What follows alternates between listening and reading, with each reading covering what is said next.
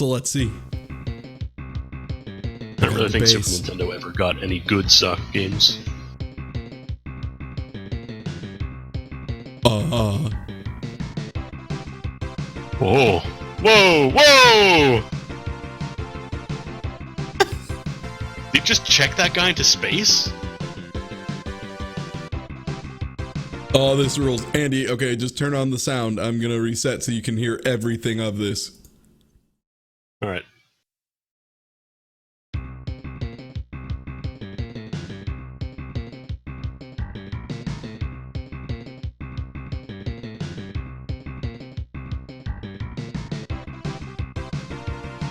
Yo. Fucking sick, right? That is some sign-built ass bass.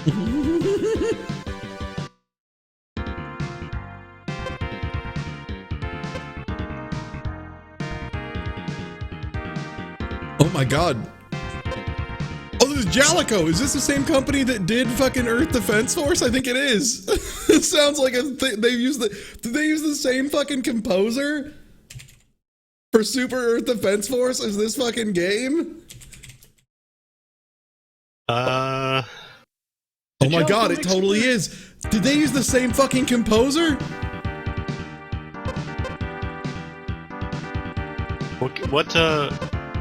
What game is this called? This is, let me just reset so we can take in more of these sweet fucking jams. Like USA Hockey.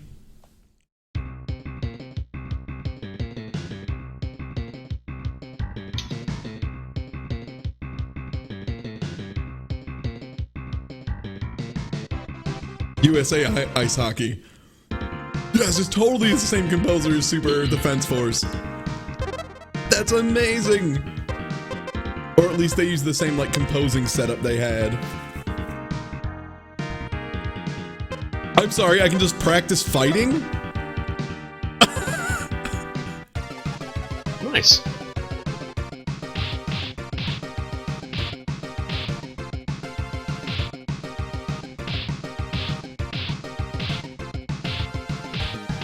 Oh, this might be the best hockey game ever made. Oh my god. They're just in the fight mode. God, this background is just like straight up Earthbound. Yeah. Yeah, this new Earthbound mode is really good.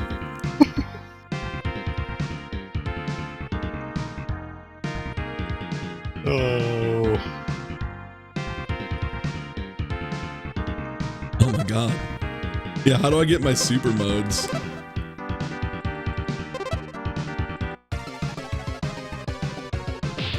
The music it sounds like Super Earth Defense Force. It's so good.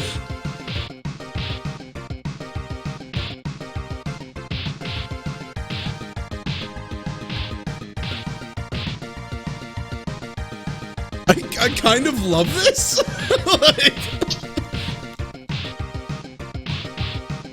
Alright, I'm gonna go look up the composer and see if it's the same person.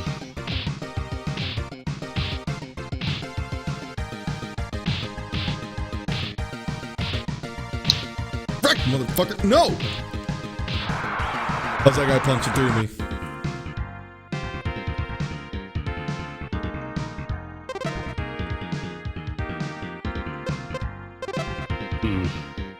So it's not the same composer. Just really similar.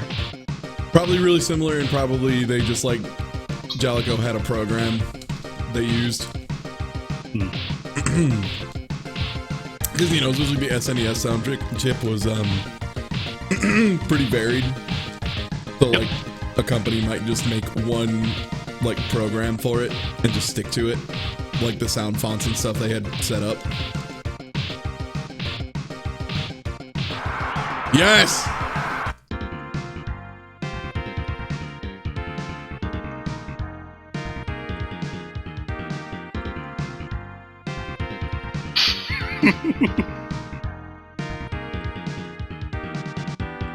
Sideways mug for the camera. I guess we'll practice actual hockey. Alright, there's hockey in this game. Unfortunately, the teams are just the names of places. Also, God, talk about overestimating Chicago, and wow, take a shit on Minnesota, huh? And Tampa Bay. Also, fuck the Toronto Leafs, apparently. What the fuck? Leafs are better than that. Jesus, that's rude. I don't know. I was under the impression the Leafs are always pretty good.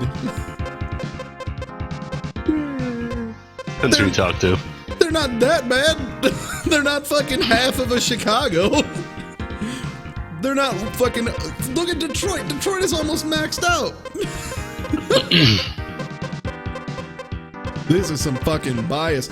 Look how bad Okay, that's fair. I don't even know where San Jose is. So, like, well, look at that team, though. Jesus. All right, well, I'm going to play Detroit, and the computer's going to play San Jose.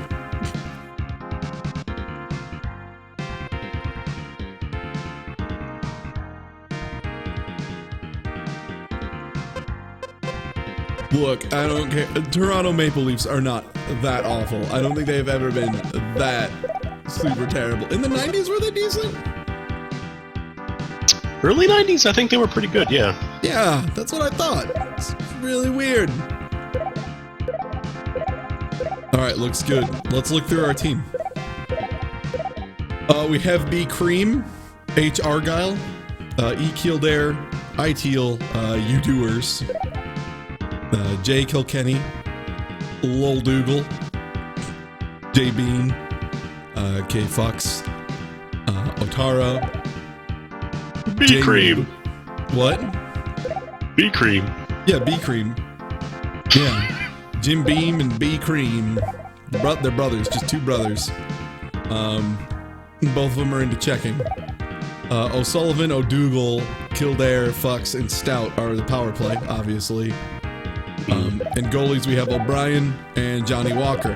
How many of these names are secretly alcohol? how many of these? A lot. I think like half of these are actually whiskey of different varieties. Shit, we need more player names. What else can we put in? I don't know. What are you drinking there? Some Jim Beam? All right, J Beam's in. I've got an idea. Oh, I got a wiggle. Fuck. Fuck.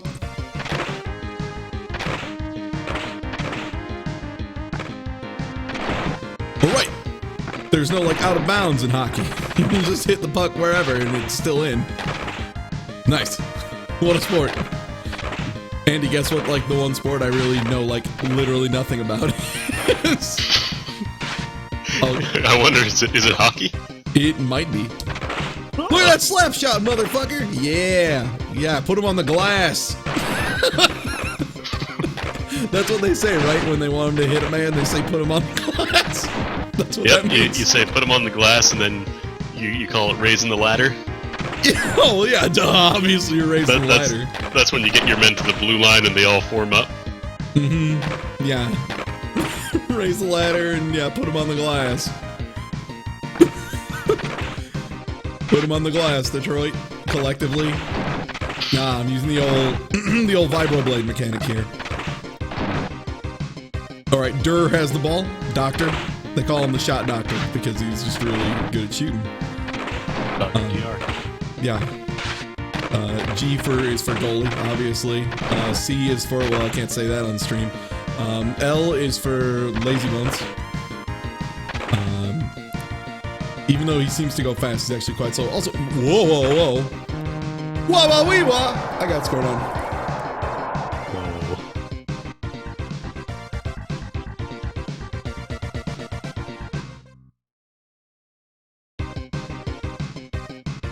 Yeah, this music sounds like a random encounter in like a really good SNES RPG. Congratulations to the... Oh my god. Congratulations to the man who had no eyes before and is now very angry at the goal line. Or goal line. Red line. Ah, looks like somebody doesn't know hockey. Let me teach you, Andy. No! Found out. I'm revoking your Canada license. Enjoy your American citizenship, asshole. Here's your gun. Fuck! My guys can't even shoot right. They just fall over. What a bunch of dipshits.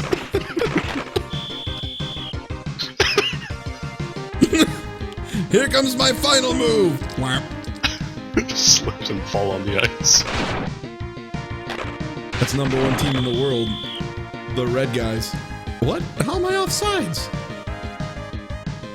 You set up the ladder? No, I didn't set up the ladder yet. That's why.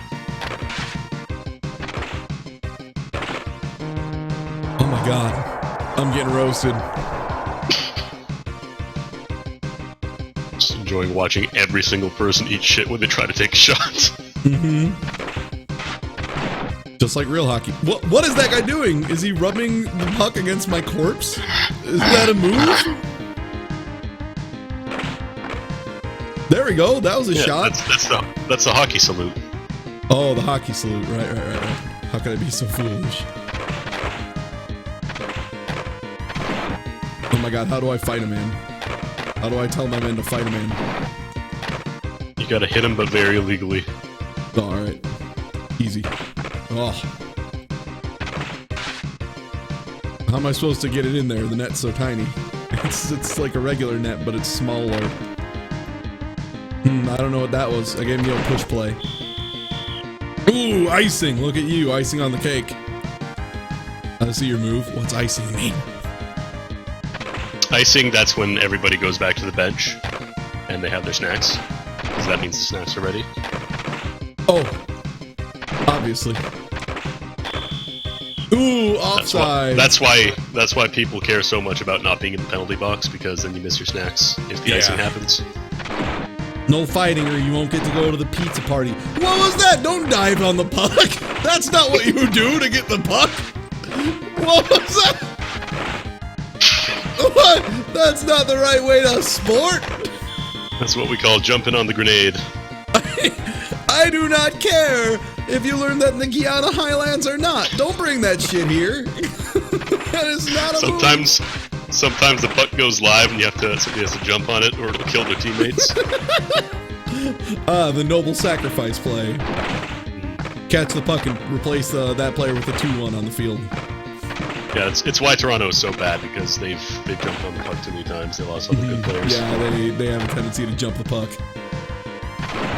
Oh, there we go. Give me a little headbutt. Fuck! How do I tackle? Their team seems to have found out the secret move of tackle. Fuck. That doesn't seem legal. None of this all seems incredibly legal. Whoa, what's wrong with that guy's mouth? Whoa. Also, I like that there is a mechanic for vibrating. I don't know what it does, but my god, I can do it.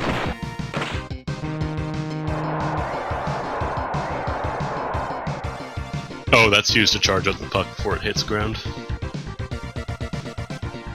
Damn you, N. Byron. Yeah, I'm gonna charge the maximum amount of puck charging. And that sent the puck back to my mans, who then can get hit by someone and lose the puck immediately.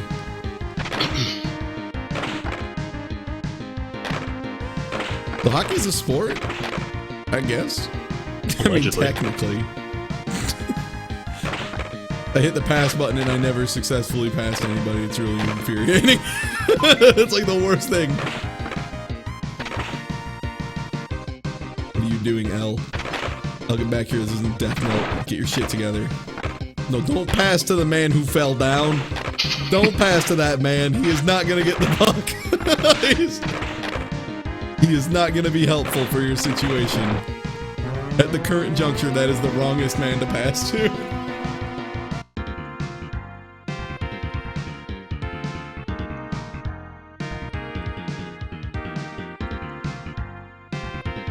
I made a power play, apparently, but I have 0 fights win.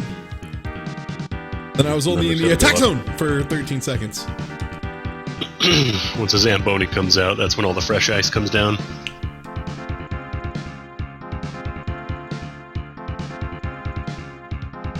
Alright, well, apparently we need to go for, we need to become the Detroit checking.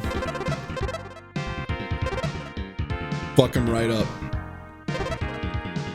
I'm putting our men in who are the best at punching guys. Yeah, get your Bishy Cream on the field. Oh man, there's another song for half two. Oh.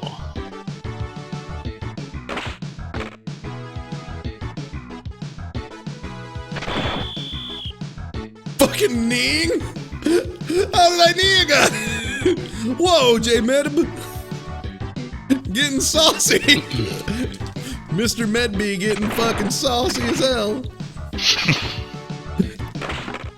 I told you these fight guys aren't fucking around. Holy shit, they are willing to be aggressive. No fooling. That guy had to parry me.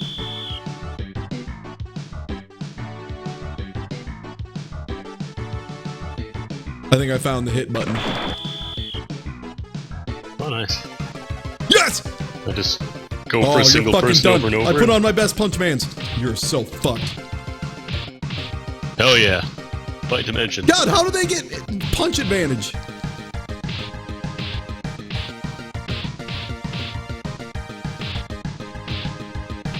Come on! Hit him! This is like Super Godzilla fighting. Which means I'm gonna win every time. I'm the fucking Grandmaster of Super Godzilla fighting. B Cream, use your breath attack. Oh no! I punched him to the fitty zone! Oh! Oh no! That's gonna hurt. Wow, he's gonna be feeling that tomorrow. Gonna need surgery. Yeah, he's gonna be feeling that one later, ladies and gentlemen. that is a mighty fight. Ah!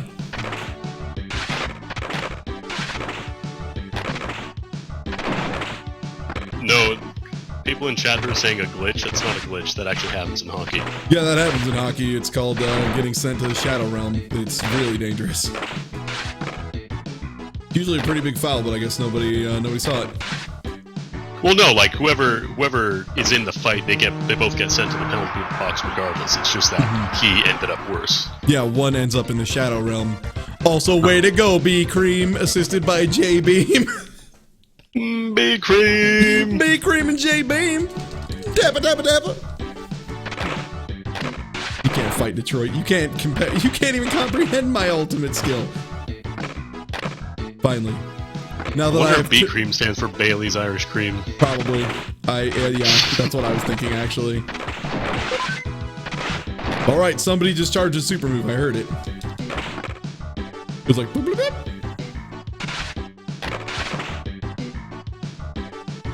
All right, here comes the LA Intimidator. Oddly enough, created and made in Detroit. It's just named after LA Jones. Not actually from Los Angeles. Ooh, they got the blue buff and went for Dragon. Oh yeah, no, you don't let them get Dragon ever. I think one of them bought Rabadon's hat. Oh shit. All right, the man who was in the Shadow Realm has come back from the Shadow Realm, and now means business. He has brought They're not supposed to let you do that. Yeah, you are not supposed to let the Shadow Realm leak onto the field. I want everyone to know a failing on the I am left. using SNES 9X. This is not actually using the corruption engine at all. So this is how it actually was meant to be played. Alright, that's the guy who I punched into the Shadow Realm, so maybe him going to the bench will, yes, it will in fact repair the Shadow Realm. Yeah, you have to remove him again. Yeah, I'm sorry. I just hit my own man. That's what we call sacrifice to the Yugi gods. The Pharaoh's blessing, if you will. Ooh, just need a guy off screen.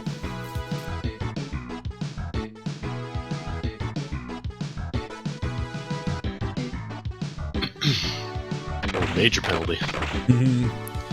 Yeah. Well, technically it is our fault the Shadow Realm was rediscovered. One of our players solved the Millennium Puzzle. He did not intend to, but, you know, that's how the Zamboni crumbles.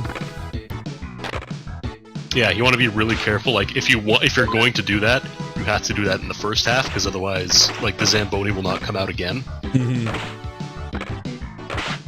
Yeah, and if you feed the Zamboni too much, you know, it's just going to be, mid lane's not going to be able to handle it. You're kind of losing the game at that point, you know, you might as well turn in. And it's, God, if your jungler gets in trouble, don't even. I found a lot of people, like, once you start to lose the Zamboni advantage, like, people will just kind of fuck around and do whatever. And it's just more of a public game thing where, like, if you're not playing with an organized team, it's just annoying to deal with. But yeah, I find the Zamboni advantage is really... It has too much of an effect on public players. It's pretty common for a lot of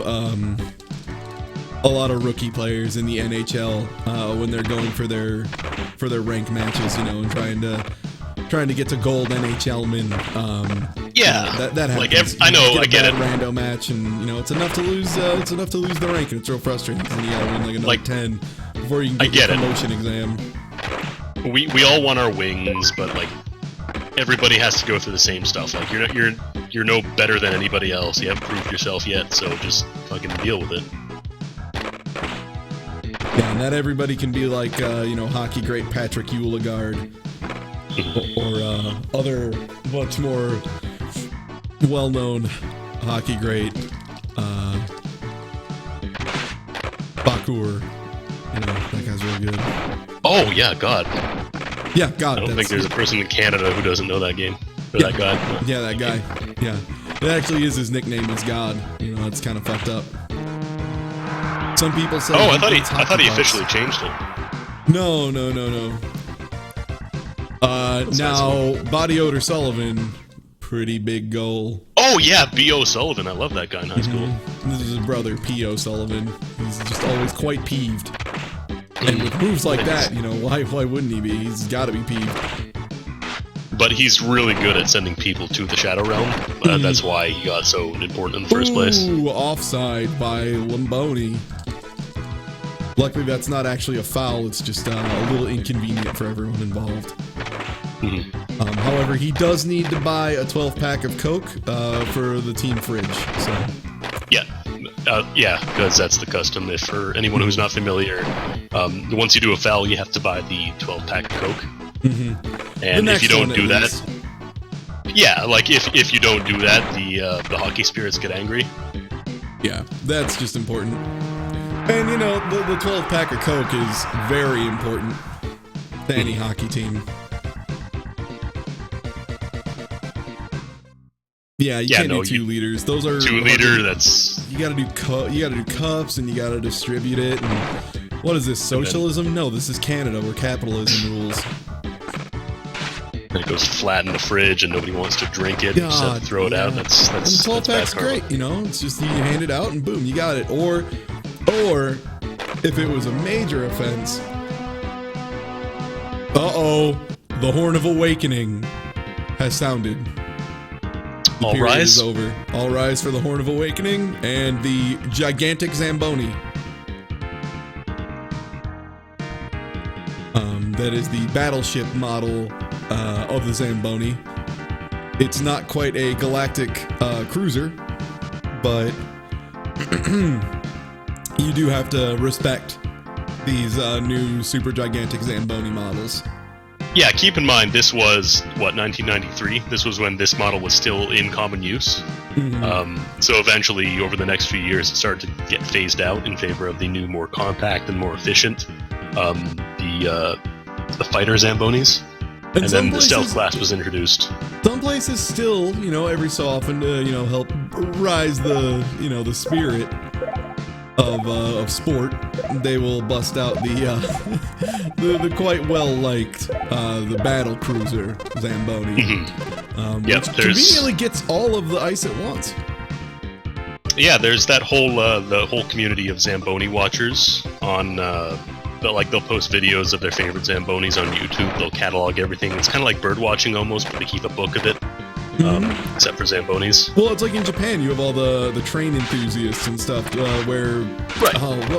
What's the name? It was like the first actual like simulator game that made it in an arcade.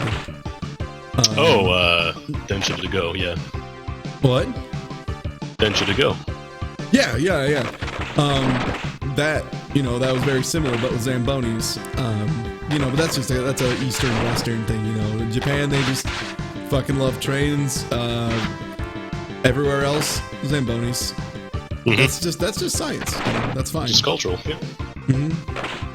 You can tell by the shapes of their craniums, who likes hockey the most.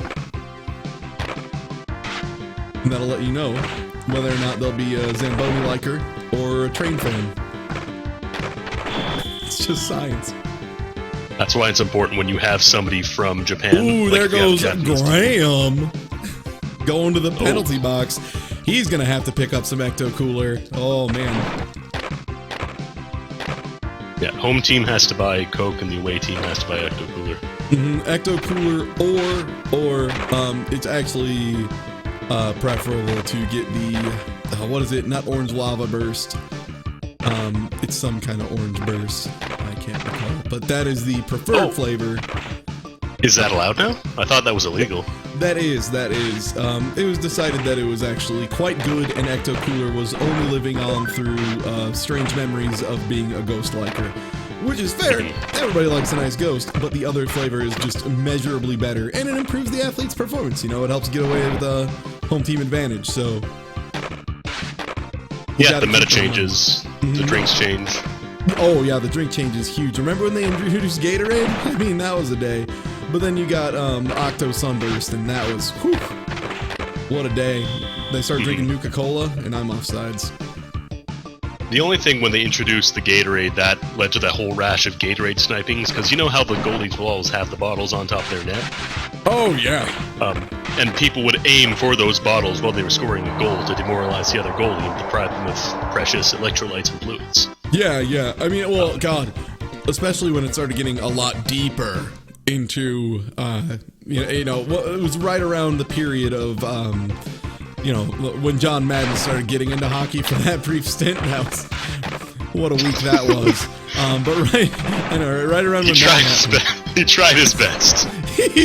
he tried, but it's, hockey's not for everybody. He really needed to stick where he was comfortable in basketball. But, that was right around the same time as they started injection molding specialized glands to hold more Gatorade and deliver it more efficiently. And that went right to the pineal gland, which there were some concerns that some of the hockey, some of the players started getting maybe a little bit psychic ability, but it wasn't actually a big deal. It was just a thing that happened. I mean, yeah, it happens, but I mean, the results don't lie. People got better.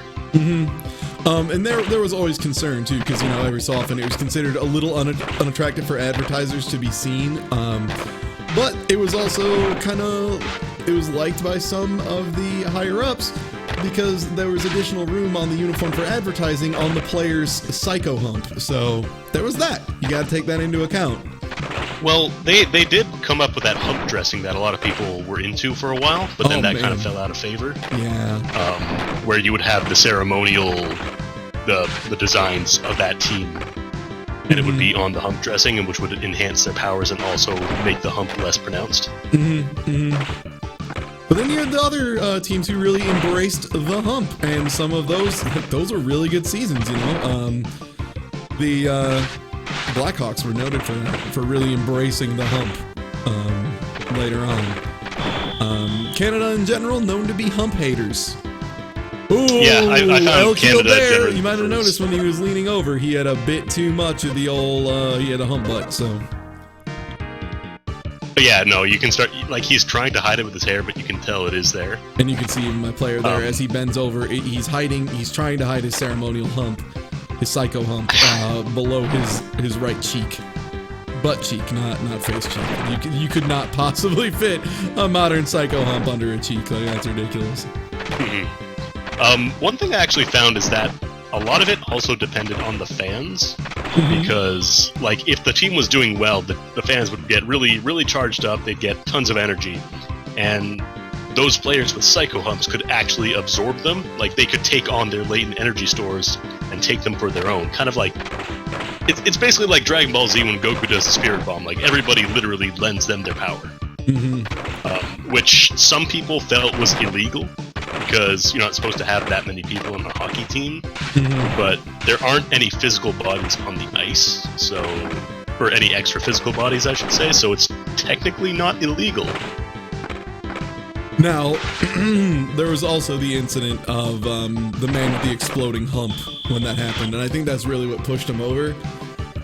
You can see that in the documentary, a man exploding on blonde humps. But you know, that's another story for another day. Also, the man with exploding biceps is about a man who stored his ultima gland, as he called it, because it could absorb unwillingly from the crowd their energy, which was quite dangerous and generally accepted as unsafe and in general immoral. There were actually blackouts in California for about 6 months when he died, because they couldn't recover his hump. No one could get close enough to the building without being drained of their life force. So it did take a while. It was a dark time, you know. It was like half a 9/11.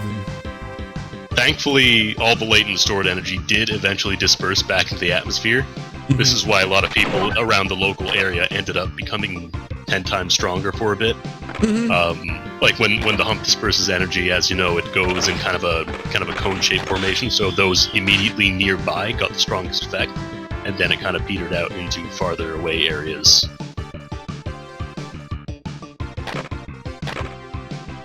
But thankfully, we are kind of past that point where the humps are no longer required to perform. Mm-hmm. And that's really what people thank Wayne Gretzky for. Wayne Gretzky was one of the first to say, "I don't need no humps," and just went out and, you know, really overperformed. I don't think anyone expected Gretzky to do what he did, but there's a reason people love him, and it's mostly because he didn't believe in humps. Mm-hmm. Like when people say the Great One, this isn't a term of endearment. Like this is actually, he ascended to godhood once he scored his final goal. Mm-hmm. Like he just kind of vanished off the ice. His uniform collapsed into a pile on the floor, and nobody has seen him since. Mm-hmm. But we all think Mr. Gretzky is watching over us as we play this great sport of hockey. Mm-hmm. His family lives on though, and yeah, they're pretty fantastic. You know, a lot of respect for him. Having your dad become a god's really hard. It is.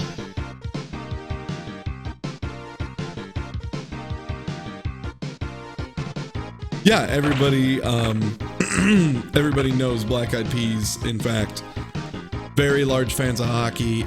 Really against Wayne Gretzky though, which was quite embarrassing. Really embarrassing when Wayne Gretzky became a god. Oh, and you see there, that man had overstored energy in his hump. That's what that little wiggle was. He was trying to, you know, it's basically like if,